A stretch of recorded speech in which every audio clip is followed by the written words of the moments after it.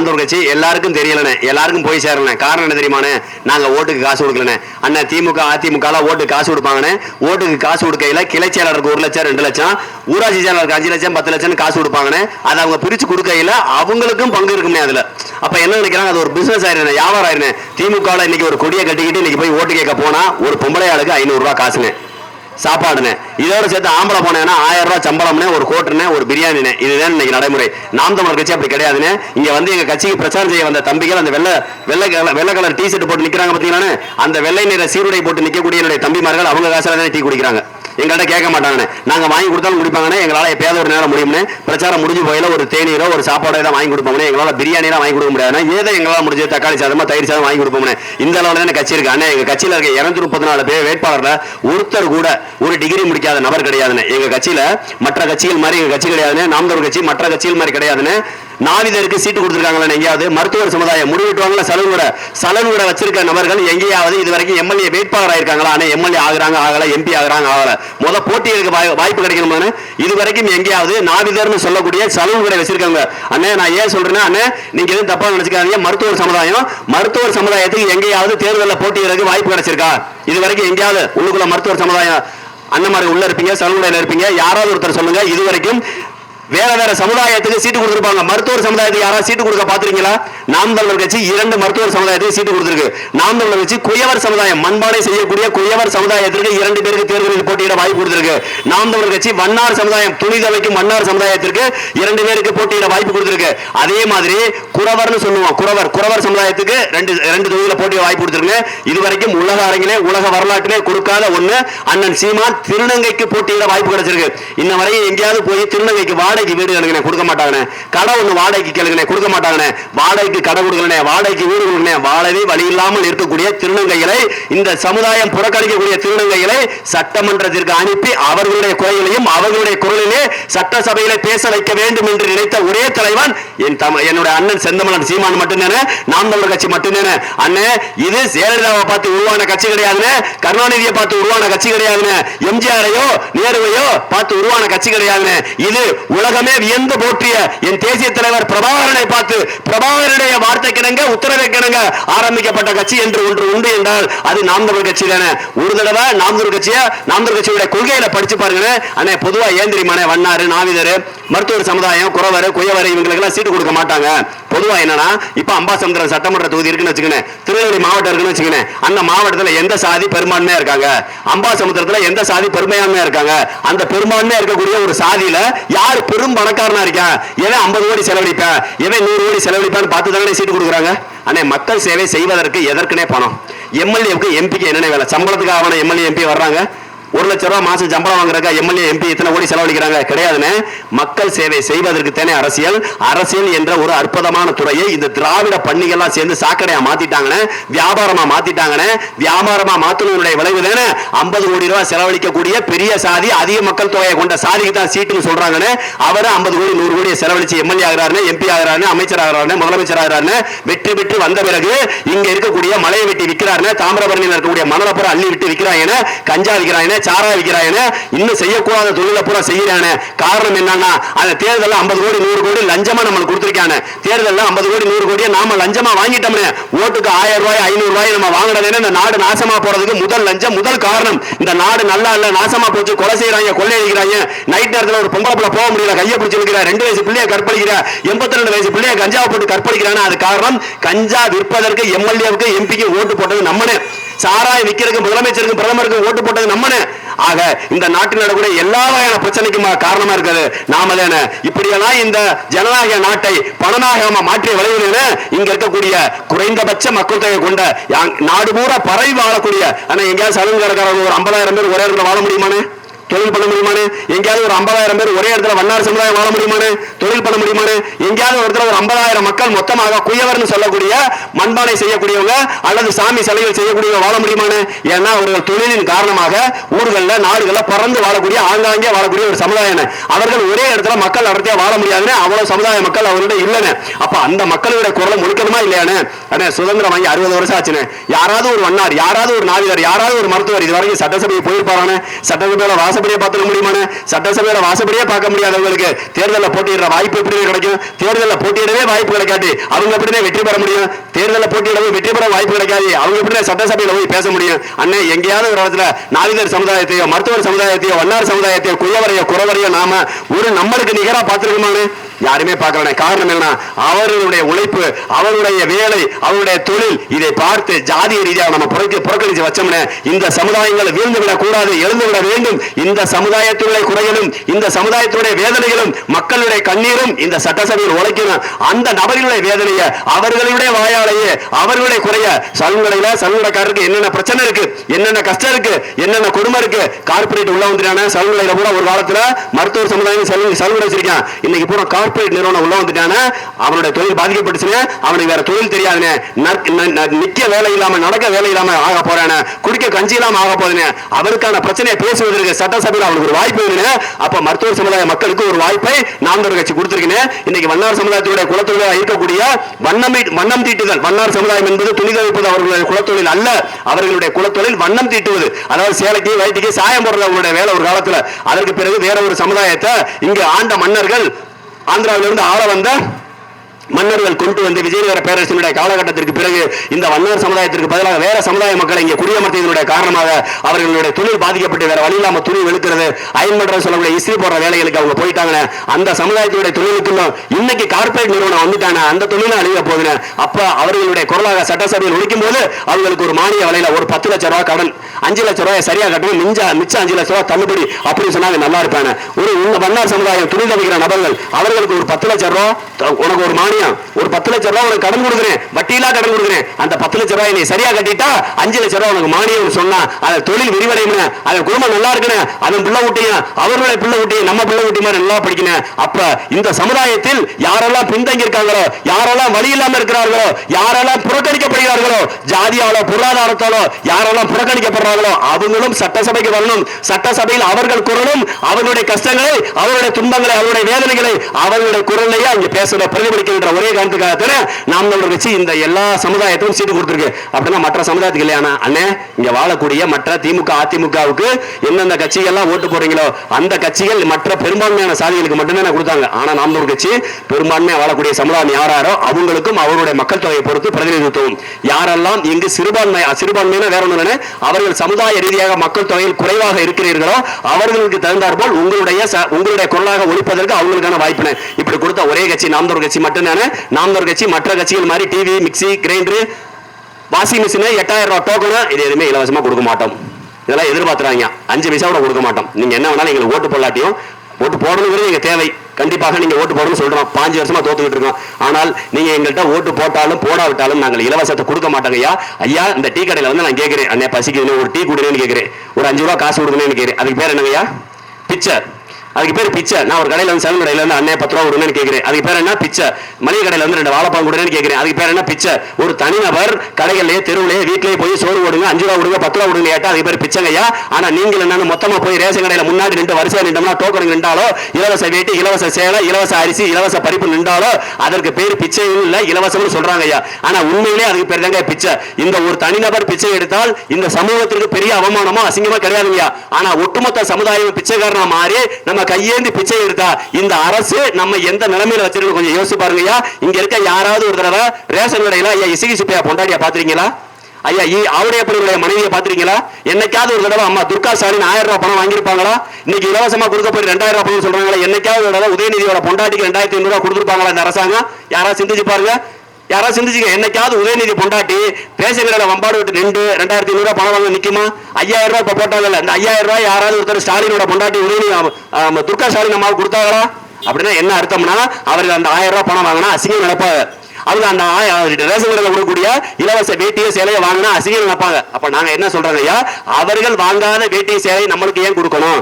அவர்கள் வாங்காத 1000 ரூபாய் பணத்தை நம்மளுக்கே கொடுக்கணும். அப்படின்னா என்ன அர்த்தம்னா அவன் பணக்காரனா இருக்கான், கோடீஸ்வரனா இருக்கான், நாம ஏழையா இருக்கோம், வாழ வழியிட்டு இருக்கோம், வக்கட்டு இருக்கோம். ஆகவே ரேஷன் கடையில வாங்கி அந்த வேட்டிய சேலை கட்ட வேண்டிய சூழ்நிலையில நம்மளை தள்ளிட்டாங்க ஐயா. 60 வருஷம் ஆட்சியில சாக்கடை சரியில்லை, ரோடு சரியில்லை, திருவிளக்கு சரியில்லை, பள்ளிக்கூடம் சரியில்லை, பஸ் ஸ்டாப் சரியில்லை, பஸ் வரக்கூடிய பஸ் சரியில்லைன்னு சொல்லி நம்ம பேசுறமே தவிர ஒரு வகையாவது இது சரியில்லாம போனது போனதுக்கான காரணம் என்னன்னு யாராவது யோசிச்சிருந்தோமா? இது பூரா சரியா இருக்குங்க ஐயா. ஐயா உங்க வீட்டுகளை யாராவது சிங்கப்பூர், மலேசியா, துபாய் இந்த மாதிரி நாடுகளில் வாழக்கூடிய தம்பி இருந்தா கேட்டு பாருங்கயா.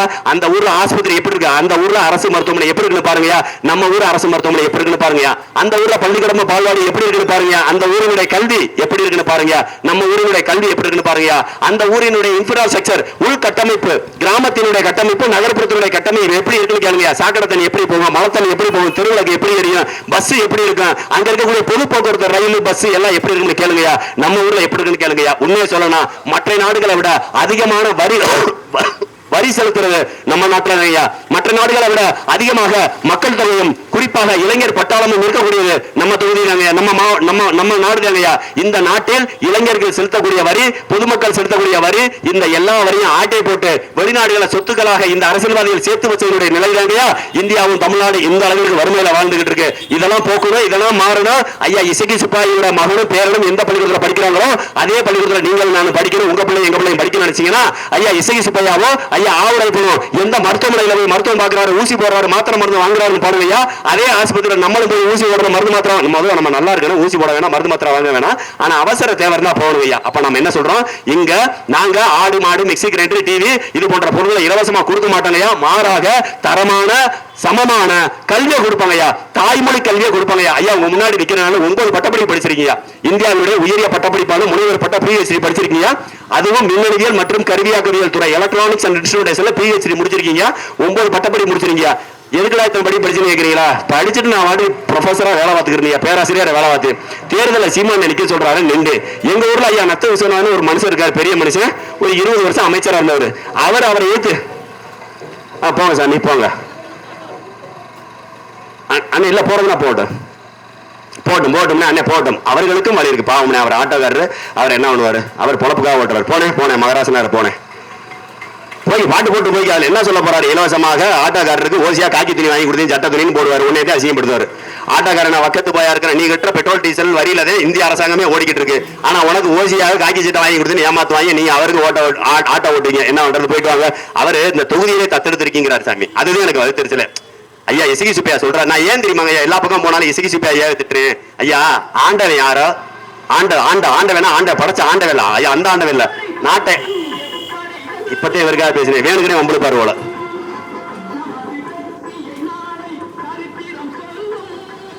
அப்ப என்ன ஆகுதுங்க ஐயா, அது ஒண்ணுங்களா. அடுத்த தடவை ஆட்டோ லைட்டா நெளிச்சு விட்டோம்னா அடுத்து அமைதியா போவாரு. ஆட்டோ ஒரு தடவை லைட்டா நெளிச்சு விட்டோம்னா நம்ம தம்பிகிட்ட சொல்லி ஒரு தடவை ஒரு நெருப்பு நெளிச்சு விட்டோம்னாக்கா அடுத்து அமைதியா போவார். இப்போ 10 நிமிஷத்துல இதே தடவை திரும்பி வருவாரு பாருங்க. நான் என்ன சொல்றீங்க ஐயா, இசக்கி சுப்பையா திட்டணுங்கிற என்ன நோக்கம் இல்லைங்கய்யா. அவர் தான் 5 வருஷமா இந்த ஊர்ல எம்எல்ஏ. அவர் தான் இந்த ஊர்ல நடந்த நன்மைகள் நடந்திருந்தாலும் அவருக்கு தான் அந்த புண்ணியம், தீமைகள் நடந்திருந்தாலும் அவருக்கு தான் அந்த பாவம். இங்க தீமைகள் அதிகமாக நடந்திருக்கா, நல்லது நடந்திருக்கா நீங்களே பாருங்கய்யா. ஐயா திடீர்னு போறாருங்க ஐயா இசக்கி சுப்பையா மயம் போறாருங்கய்யா. எங்களுக்குள்ள ஒரு ஊர்ல செட்டிமேடுன்ற ஊர்ல போய் ஒரு ஐயா பனைமரத்துல ஏறாரு. பனைமரத்துல ஏறது ஒரு வீடியோ, இறங்குறது ஒரு வீடியோ. அவர் கொண்டாந்து ஊத்துறாரு கல்லா 17 தெரியல. ஏன்னா கல்லுன்னு சொன்னா துப்பாக்கியில சுடுவாங்க. காவல்துறை அதிகாரி பக்கத்துல இருக்காங்க. ஏன் சொல்றா எதுக்கு தெரியாதுன்னு தெரியாது. கல்லுன்னு சொன்னா சுடுவாங்க. கல்லு நான் சொல்ல 15 கூட வச்சுக்கோங்க. 15 இருக்கனால வேற என்ன வேணாலும் இருக்கலாம். அதை வாங்கி குடிச்சாரு. யாருக்கிட்ட, அந்த பனையேறிக்கிட்ட வாங்கி குடிச்சாரு. நான் சொல்றேன் வாங்கி குடிச்சாரு. கல்லு 15 ஏதோ ஒண்ணு, வேற எதுவும் சொல்லல. அப்படி வாங்கி குடிச்சா ஐயா இசக்கி சுப்பாயின் மையம் சொல்றாரு, அடுத்த தடவை எடப்பாடியாருடைய ஆட்சிதான், அடுத்த தடவை நான் வந்து விட்டால் பனையேறி பாதுகாப்பாக பார்த்துக் கொள்வேன் அப்படிங்கிறாரு. நாங்க என்ன கேட்கிறோம், 5 வருஷம் ஐயா ஸ்டாலின் ஆண்டாரு, ரைட்டு, நம்ம அப்பா ஆண்டாரு, விட்டுருங்க. அதுக்கு முன்னாடி சித்தப்பா எடப்பாடி பழனிசாமி தானே ஆண்டாரு. 10 வருஷமா என்ன பண்ணிக்கிறீங்க? எந்த பனை மரத்துல ஏறி என்னத்தை புடுங்குனீங்க? ஏன் பனையேறிய பாதுகாக்கல? ஏன் பனையேறியினுடைய பாதுகாப்பா இருக்கக்கூடிய பதவி இறக்கிறதுக்கோ கல் இறக்கிறதுக்கோ அரசாங்கம் உத்தரவு கொடுக்கல? ஏன் கல்ல உணவினுடைய ஒரு பகுதியாக இருக்கக்கூடிய கல்ல ஏன் அனுமதி கொடுக்கல? அனுமதி கொடுத்துருந்தா பனையேறி கூட பாதுகாப்பா இருந்திருப்பாங்க, பனையேறி கூட பொழைச்சிருப்பாங்க, பனையேறி கூட பணக்காரன மாறி இருப்பாங்க. பக்கத்துல இருக்க கேரளா போய் பாருங்க, பக்கத்துல இருக்கக்கூடிய கர்நாடகா போய் பாருங்க, ஆந்திரா போய் பாருங்க. மத்திய அரசாங்கமே பனையேறிகளுக்கு லைசன்ஸ் கொடுக்குறாங்க. ஓட்டர் ஐடி நம்ம சொல்லுற கார்டு, அது மாதிரி டிரைவிங் லைசன்ஸ் மாதிரி லைசன்ஸ் கொடுக்குறாங்க. இவர் தரமான நபர், பனை ஏறுவதற்கும் இறங்குவதற்கும் இவருக்கு உடல் தகுதி இருக்கு. பனை ஏறி அவர் அங்கே தரமான கல்லை சரியான அளவில் சுண்ணாம்பு தடவை சரியான அளவில் எடுக்கக்கூடிய பதவியை இவரால் செய்ய முடியும், பனை தொழிலை இவர் முறையாக கற்றுக்கொண்டுள்ளார் சொல்லிட்டு அவருக்கு ஒரு சான்றிதழ் கொடுக்குறாங்க. அப்படி இருக்கும்போது பனையேறிகளை பாதுகாக்க வேண்டிய இந்த இந்தியாவில் பனையேறிகளை தமிழ்நாட்டில் மட்டும் ஏங்கயா பாதுகாக்கல? அப்படின்னா என்ன அர்த்தம்னா ஐயா, பனையேறிகள் மீது ஐயா முத்துவேல் கருணாநிதி ஸ்டாலினுக்கு அக்கறை இல்லை. பனையேறிகள் மீது இங்க இருக்கக்கூடிய ஐயா எடப்பாடி பழனிசாமிக்கு அக்கறை இல்லை. பனையேறிகள் என்பவர்கள் நாடாராக இருக்கிறார்கள். நாடார் வாழ்ந்தா நாசமா போன எனக்கு என்னன்னு சொல்லிட்டு ஐயா எடப்பாடி பழனிசாமியும் ஐயா இசக்கி சுப்பையாவை காலவாரிட்டாக கைவிட்டாக என்பதுதான் உண்மை. அவர் சொல்றாரு, இந்த தொகுதியை தத்தெடுத்துக்கிட்டுன்னு தொகுதியை யாருங்கய்யா தத்தெடுப்பா? இப்ப நான் இருக்கிறீங்க ரோட்டை ஒரு புள்ள தெரியும், அனாதையா இருக்கேன், அப்பா யாரு அம்மா யாரு தெரியல, மூக்கு வலிக்கிட்டு அழுகு சட்டையை போட்டு கடை கையேந்தி பிச்சை எடுத்துக்கிட்டு இருக்கேன். எனக்கு மனசு கேட்கல. அவனை கூப்பிட்டு தம்பி உங்க அப்பா அம்மா யாருன்னு கேட்கிறேன், அப்பா அம்மா இல்லைங்கிறான். படிக்கிறியாவா நிற்கிறேன், படிக்கிறீங்கிறான். படிக்கிறதுக்கு அவனுக்கு பள்ளிக்கூடத்துல சேர்த்து விடுறேன், அவனுக்கு நல்லா சோறாக்கி போடுறேன், நல்ல துணிமை எடுத்து போடுறேன், ஏன் வீட்டிலே வச்சுக்கிறேன். அதுக்கு பிறகு தானே என் தத்தெடுக்கிறது? யாரோ ரோட்ல தெரிகிற ஒரு பிள்ளைய தன் பிள்ளை போல நான் எடுத்து வளர்த்தால் அதுக்கு பேர் தத்தெடுக்கிறது. இதான ஏன் தத்தெடுக்கிறது? அப்படி தத்தெடுக்கிற மனுஷன் ஒரு தொகுதியவே தத்தெடுத்திருக்காருன்னா நீங்க யாரும் அப்படி தெரியுறீங்களா? ஐயா சோத்துக்கு வழி இல்லாம தெரியுறீங்களா? பிச்சைக்காரனா தெரியுறீங்களா? வாழ வழி இல்லாம தெரியுறீங்களா? ஐயா இசைக்கு வீட்டுல திருவோடி ஏந்தி பிச்சை எடுத்துட்டீங்களா? எதுக்குங்க ஐயா இந்த வார்த்தையை அவர் பயன்படுத்தணும்? கொஞ்சமாச்சும் அவர் என்ன விளைவா என்ன போட்டிருக்காரு? தண்ணியா கஞ்சாவா? என்னதான் நடக்குது? என்ன வேணும் அவருக்கு? அவர் என்ன சரக்கா கஞ்சாவா? என்னதான் பிரச்சனை? ஆனா ஐயா காவல்துறை அதிகாரிகள் இந்த ஒருத்தர் இடையூறு கொடுத்துக்கிட்டே இருக்காரு, அவர் என்னன்னு கொஞ்சம் பார்த்து விடுங்க. ரொம்ப நேரமா என்னைட்டு வந்து பேசியிருந்தார், அவர் கொஞ்சம் பார்த்து விடுங்க. ஐயா காவல்துறை யாராவது பார்த்துருங்க, பார்த்து பத்திரமா பார்த்துங்க, அடிக்கக்கூடாது, அடிக்காம பத்திரமா கூப்பிட்டு போங்க. பாவம் வேற கஞ்சா கஞ்சா போட்டு பாரு நினைக்கிறேன். இசைக்கு சுப்பையாவினுடைய பானம் கஞ்சா, அதை எதுவும் வாங்கி கொடுத்துருப்பாரு. நான் அவரை மட்டும் சொல்லல, எந்த ஊர்ல ஐயா இப்ப வந்து பெரிய மனுஷன் வளர்ந்தவர் இருக்காரு, ஐயா பேர் என்ன சபாநாயகர் அப்பாவு, அவர் தொகுதி போனீங்கன்னா அவர் தான் அந்த தொகுதியில கஞ்சா விற்பார். உண்மை ஐயா. யார் எம்எல்ஏ எங்க பாருங்க, ஒரு தொகுதியில கஞ்சா அதிகமாக இருக்குதுன்னா அதுக்கு காரணம் அங்க இருக்கக்கூடிய எம்எல்ஏ எம்பி. ஒரு தொகுதியில அதிகமாக சாராயம் விற்கிறாங்கன்னா அதற்கு காரணம் அந்த தொகுதியில் இருக்கக்கூடிய எம்எல்ஏ எம்பி. இவ்வளவுதான் ஐயா. ஆளுங்கட்சிக்காரங்க யாரா அவங்க? நீங்க நினைக்கிற மாதிரி ஆளுங்கட்சிக்காரங்க பள்ளிக்கூடம் கட்டுறது, பால்வாடி கட்டுறது, பஸ் ஸ்டாப் கட்டுறது, தார் ரோடு போறது, சிமெண்ட் ரோடு போறது, சாக்கடை கட்டுறது, மின்வெளுக்கு போறது, இதுல மட்டும் சம்பாதிக்க மாட்டாங்க ஐயா. இந்த தொகுதியில சாராயம் விற்கிறது அவரவர் பகுதியில சாராயம் வித்துக்குவாங்க. அதுல வர்ற கமிஷன் பூரா கொண்டு வந்து எம்எல்ஏ எம்பிட்ட கொடுத்துருவாங்க. அவரவர் பகுதியில் கஞ்சா வித்துக்குவாங்க. வித்துக்கிட்டு அதுல வர லாபத்துல பகுதியை கொண்டு எம்எல்ஏ எம்பிக்கு ஆளுங்கட்சி கொடுத்துருவாங்க. அதே மாதிரி அந்தந்த பகுதியில் சீட்டாட்ட கிளப் வித்துக்குவாங்க, லாட்டரி டிக்கெட் வித்துக்குவாங்க, இன்னும் மேற்படி தொழிலாம் பண்ணிக்கிறாங்க. பண்ணிட்டு இரண்டாம் பட்சமான தொழில், செகண்ட் பிசினஸ் சொல்லுவோம், ரெண்டாம் நம்பர் தொழில பூரா பண்ணி அந்த ரெண்டாம் நம்பர் தொழில வருமானம் வர்றது பாத்தீங்களா, அதுவே அவங்களுக்கு அதிகமான லாபம். இந்த நலத்திட்ட பணிகளை கொள்ளையடிக்கிற பணமா அவங்களுக்கு பத்தாதுங்கய்யா. அப்படியெல்லாம் கொள்ளையடிச்சாங்க 1000 கோடி 2000 கோடி 5000 கோடி 10,000 கோடி சம்பாதிக்க முடியாது. கனிம வளங்களை வெட்டி கடத்துவாங்க, ரெண்டாம் நம்பர் பிசினஸ் பண்ணுவாங்க. இந்த ரெண்டாம் நம்பர் பிசினஸ் பண்ணதுனால கஞ்சாவை அதிகமாக வாழை வியாபாரம் நல்லா இருக்கணும், வாழை வியாபாரி நல்லா இருக்கணும், வாழை விவசாயி நல்லா இருக்கணும். பார்த்து பத்திரமா போயிட்டு வாங்க. இந்த தொகுதியில் இருக்கக்கூடிய எல்லா மக்களும் நல்லா இருக்குன்னு நீங்க நினைச்சீங்கன்னா ஒரு தடவை விவசாய சின்னத்துக்கு ஓட்ட போடுங்க. கஞ்சாவை ஒழிக்கணும்னு நினைச்சீங்கன்னா ஐயா இந்த நாட்டில் நடக்கூடிய எல்லா வகையான பாலியல் வன்கொடுமைகளுக்கும் காரணம் கஞ்சா தான். ஆனா நன்றினே, வாழ்த்துக்கள் வாழ்த்துக்கள். அதிமுக காரங்களுக்கும் வாழ்த்துக்கள். அவர் பாவம் அண்ணன் கிளை செயலாளர், அவருடைய அக்கா நன்றிக்கா ரெட்டலை நல்லா இருக்கா. எனக்கு ஒண்ணும் இல்லக்கா, உனக்கு சேர்த்து தேக்க தம்பி கத்துறேன். அக்கா உனக்கு சேர்த்து தான் கத்துறேன். உன் மனசாட்சிக்கு நல்லா தெரியும் 5 ஆண்டுகள் ஆண்டது யாரு, அதுக்கு முன்னாடி 10 ஆண்டுகள் ஆண்டது யாரு. இந்த நாட்டில் நீ இப்படி கொடி பிடிச்சிட்டு போய் கஷ்டப்படுறதுக்காரன் நீ காட்டுற 2 வரலக்கா நல்லா இருக்கா. எனக்கு ஒண்ணும் இல்ல, இந்த நாட்டில் நீ கொடி பிடிச்சிட்டு போறக்கா. இதே மாதிரியே உன் மகனும் 200 ரூபாய்க்கு, உன் மகளும் 200 ரூபாய்க்கு, உன் பேத்தியும் 200 ரூபாய்க்கு கொடி பிடிக்குங்கா. கவலையா படாதக்கா. இந்த நாட்டில் நாம செய்த பாவங்கள் தேக்கா ரெட்டலை உதயசூரியன் ஆண்டு இந்த நாடு நாசமா போனது. நீ பிடிச்ச கொடி உனக்கு மட்டும் இல்லக்கா, உன் பிள்ளைக்கு இந்த கொடியை கையில கொடுத்துட்டு போக்கா. அது ரோடு ரோடா அப்படி கொடி பிடிச்சு நிக்கும். மான தமிழர்கள் எல்லாம் மான தமிழர்களுடைய ஆட்சி வரணும்னு கொடி பிடிச்சு நிக்கிறாங்க. இவனுக்கு நான் 5 பைசா கூட கொடுக்கறக்கா. உன் குலதெய்வத்தை சத்தியம் பண்ணிட்டு அந்த ரெட்டலை நீ திரும்பி கெத்தா காட்டுறீல. உன் குலதெய்வத்தை சத்தியம் பண்ணுக்கா. 1 ரூபாய் வாங்காம நீ இந்த கொடியை பிடிச்சு போயிருந்தா நீ புண்ணியவதி, நீ நல்லா இருக்கணும். ஒருவேளை 200 ரூபாய் வாங்கிட்டு போயிருந்தா உன் பிள்ளை, உன் பேத்தி, உன் பேரன் வரை இந்த பாவத்தை அனுப்பிப்பான். மறந்துடாத, நீ செய்யறது பாவம். ரெட்டைக்கு ஓட்டு கேட்டா, உதயசூரன் ஓட்டு கேட்டா, கைசிலத்துக்கு ஓட்டு கேட்டா பாவம். இந்த பாவத்தை செய்யாதீங்க. இந்த நாடு நாசமா போறதுக்கு காரணம் ரெட்டலை உதயசூரன் கை சின்னம், தாமரை சின்னம். அந்த அக்கா என்னைட்ட 2 விரல நான் போக்கான்னு சொல்றேன். 2 விரல காட்டுது. அப்படின்னா கெத்தா காட்டுதான். ஏய் நீ கெத்தா இருந்தா எனக்கு சந்தோஷமுக்கா. நீ கெத்தா இருக்கணும்னாக்கா நான் கத்துறேன், உன் பிள்ளை கெத்தா இருக்கணும், உன் பேத்து கெத்தா இருக்கணும் நான் கத்துறேன். ஆனா அந்த அக்கா என்னைட்ட நக்கலுக்கு 2 விரல காட்டுதான். நீ நக்கலுக்கு 2 விரல காட்டி என்ன பண்ண போற? உனக்கு இன்னைக்கு 200 ரூபாய் கிடைக்கும். உன்னை பொறுத்தளவு அதை உனக்கு உசுரா பார்க்க மாட்டேன், ஓட்டாதான் பார்ப்பேன். இன்னைக்கு நீ இருந்தா கொடி கொடுப்பா 200 ரூபாய் கொடுப்பா, நீ ஓட்டு போட்டா 500 ரூபாய் கொடுப்பேன். நாளைக்கு செத்து போயிட்டா அந்த இடத்துல உன் மகன் வந்து நிற்கும். இதே நான் ஆட்சிக்கு வந்திருக்கா உனக்கு நல்ல, உன் பிள்ளைக்கு நல்ல கல்வியை கொடுப்பேன், உன் படிப்புக்கு தகுந்த மாதிரி வேலையை கொடுப்பேன், உன் பிள்ளை படிச்சதுக்கு தகுந்த மாதிரி வேலையை கொடுப்பேன். தரமான கல்வி, சமமான கல்வி, தரமான மருத்துவம், இதை இலவசமா கொடுத்துட்டா தரமான கல்வி எல்லா பேருக்கும் கொடுத்தா அந்த கல்விக்கு தகுந்த வேலை அரசாங்கம் கொடுத்துட்டா யாரும் எவனுக்கு கொடி பிடிக்க வேண்டிய தேவையில்லை, யாருக்கிட்ட எவனு கையெட்டி வேலை வேண்டிய தேவையில்லை, யாருக்கிட்ட எவனு கையெட்டி பிச்சை எடுக்க வேண்டிய தேவையில்லை, இலவசம் வாங்க வேண்டிய தேவையில்லை.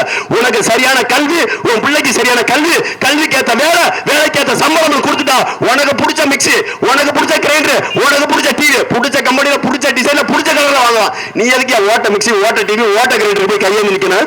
யாராவது இங்க இருக்க வீட்டுல இது வரைக்கும் ஐயா கடையில் கொடுத்த டிவி ஓடுதாயா? 25 வருஷம் 30 வருஷம் காசு கொடுத்து வாங்க டிவி ஓடிக்கிட்டு இருக்கும். யார் வீட்டுல சொல்லு இலவசமா கொடுத்த மிக்ஸி கிரைண்டர் ஓடுதா? அம்மா ஜெயலலிதா கொடுத்த மிக்ஸி கிரைண்டர் ஓடுதா? இங்க இருக்க யார் வீட்டுல டிவி ஓடுதா? இதுதானே அரசு மக்களுடைய வரிப்பணத்தை ஏமாத்தி தின்னு கொடுத்து நம்ம ஏமாத்தி முடிச்சுட்டேன். ஐயா நீங்க தெரிஞ்சுக்கங்க, அந்த அம்மா செஞ்சது மாதிரி பாவத்தை நம்ம அப்பா அம்மா செஞ்சுட்டாங்க. என்ன பாவம்? அந்த அம்மா செஞ்சது பாரு, ரெட்டலைக்கு ஓட்டு கேட்டு. அதே மாதிரி ஒரு நாள் நம்மளுக்கும் தெரியாம நம்ம அப்பா அம்மா காசை வாங்கிட்டு ரெட்டலைக்கு உதயசூரியன் ஓட்டு போட்டுருப்பாங்க. நம்ம அப்பா அம்மா செஞ்ச பாவத்தினாலதான் நாம இப்படி கத்திக்கிட்டு இருக்கோம். ஐயா நம்ம அப்பா அம்மா சேர்த்து வச்ச சொத்துல நம்மளுக்கு பங்கு இருக்கா இல்லையா? நம்ம தாத்தா பாட்டை சேர்த்து வச்ச பங்கு நம்ம சொத்துல பங்கு இருக்கா இல்லையா? இந்த பில்டிங் ஒருத்தர் கட்டியிருப்பாரு. இந்த பில்டிங் அந்த கட்டண நபருக்கு அப்புறம் அவருடைய மகனுக்கு போகும், அவருடைய பேரனுக்கு போகும், அவருடைய மகளுக்கு போகும், அவர் பேத்திக்கு போகும். உண்டா இல்லையா? அப்பன் சேர்த்த சொத்துல மகனுக்கு பங்கு இருக்கு, மகளுக்கு பங்கு இருக்கு. தாத்தன் பாட்டை சேர்த்த சொத்துல மகனுக்கு பேரனுக்கு பங்கு இருக்கு, பேத்திக்கு பங்கு இருக்கு என்பது உண்மையானால் நம்ம அப்பாவும் அம்மாவும் செய்த பாவத்திலே நம்மளுக்கு பங்கு இருக்கு. நம்ம அப்பா அம்மா சேர்த்து வச்ச சொத்தை நம்ம அனுபவிக்கிற மாதிரி நம்ம அப்பா அம்மா சேர்த்து வச்ச பாவத்தையும் நம்ம அனுபவிச்சுட்டு இருக்கோம். நம்ம தாத்தன் பாட்டை சேர்த்து வச்ச சொத்தை நம்ம அனுபவிக்கிற மாதிரி நம்ம தாத்தன் பாட்டை சேர்த்து வச்ச பாவத்தையும் நம்ம அனுபவிச்சுட்டு இருக்கோம். அந்த பாவம் வேற ஒன்றும் இல்ல. ரெட்டலையும் உதயசூரியன் கைச்சினத்துக்கு தாமரைக்கு ஓட்ட போட்டு திமுக அதிமுக காங்கிரஸ் பிஜேபி ஆள வச்சு இந்த நாட்டை நாசப்படுத்துறதா நம்ம அப்பா அம்மா நம்ம தாத்தன் பாட்டை செஞ்ச பாவம். அவர்கள் அனுபவத்தை அவர்கள் விட்ட சொத்து நம்மளுக்கு பயன்படுது என்றால் அவர்கள் விட்ட பாவமும் நம்மளுக்கு பயன்படும். அந்த பாவத்தை தீர்க்க நினைச்சேனா, அவர் சொத்தை அனுபவிக்க நினைச்சேனா, அவர் பாவத்தை தீர்க்கிறது கடமை. அந்த பாவத்தை தீர்க்கிறது ஒரு தடவை ரெட்டலைக்கு உதயசூரியனுக்கு செஞ்சு போட்ட பாவத்தை தீர்க்கிறதுக்கு ஒரு தடவை நாம் நம்ம கட்சிக்கு விவசாய சின்னத்துக்கு ஓட்டு போடுங்க. ஐயா 15 வருஷமா உங்க முன்னாடி நிக்கிறோம். 15 ஆண்டுகளா கேட்டுக்கிட்டே இருக்கோம். 15 ஆண்டுகளா இதே மாதிரி கத்துறோம். நான் நேற்று இந்த நாம் தமிழர் கட்சிக்கு வந்தேன் இல்லையா? நாம் தமிழர் கட்சி என்ற ஒரு கட்சி ஆரம்பிக்கப்பட்ட முதல் நாளில் வந்தவன் இந்த கட்சிக்கு. 15 வருஷமா தேர்தலில் போட்டியிடும், 15 வருஷமா நான் இந்த என் கட்சியில் இருக்க எல்லாரும் தோத்துக்கிட்டே இருக்கோம். ஆனாலும் தோத்தாலும் இந்த இடத்துல வந்து இவ்வளவு தூரம் கத்துறங்கய்யா. உங்க மனசாட்சியை தொட்டு சொல்லுங்கய்யா. இந்த ஊர்ல இசைக்கு சுப்பையான ஒருத்தன் பேரை உச்சரிச்சு மைக்கு பிடிச்சி பேசிட முடியுமாங்கய்யா? நீங்க சொல்லுங்க. இசைக்கு சுப்பையான ஒரு பேச்சு பேசிட்டா அவனை வெட்டிடுவாங்க, கொன்றுவாங்க. உண்டா இல்லையா? இசைக்கு சுப்பைய எதிர்த்து பேச ஐயாவுடைய பேரை சொல்ல ஒரு ஆள் இல்ல. ஐயான்னு சொல்றது பயந்துகிட்டலாம் கிடையாது சாமி. மரியாதை, வயசு மரியாதை, படிச்சுட்டோம்ல. நாகரிகமான தலைவர், தேசிய தலைவர் பிரபாகரன் தலைவரை ஏத்துக்கிட்டோம்ல. ஆகவே ஐயான்னு மரியாதை பேசுவோம். ரொம்ப நேரம் பேச வேண்டிய கொஞ்ச நேரம் அப்புறம் பேசி அப்புறம் சீமாவோட தம்பியா மாறிடு. பிரபாகரனோட பிள்ளையா இருக்கிறவருமே மரியாதை, சீமாவோட தம்பியா மாட்டா அதுக்கப்புறம் ஆத்தா அம்மாதே. அந்த அளவுக்கு தான் இருக்கு நம்ம பேச்சு. அதனால நான் என்ன சொல்ல வர்றேன், அதெல்லாம் நான் பேசக்கூட நினைச்சு பேசுறீங்க. இந்த இசைக்கு சுப்பையா ஐயா யாரையும் நீங்க விட்டு வச்சது இல்ல. ஆகவே அவரை எதிர்த்து யாரும் பேச மாட்டார்கள், பயந்துக்கிடுவாங்க, ஒதுங்கி போயிடுவாங்க. இங்க இருக்க நான் இவ்வளவு தூரம் பேசுறேன் ஐயா. இசைக்கு சுப்பையா ஐயாவை எதிர்த்து போட்டிட்ட ஐயா ஆவுடைய பிள்ளையா இது மாதிரி மைக்கு பிடிச்சிங்க வந்து அப்படி பேசியிருக்காரா? யாராவது ஒருத்தர் சொல்லுங்க ஐயா.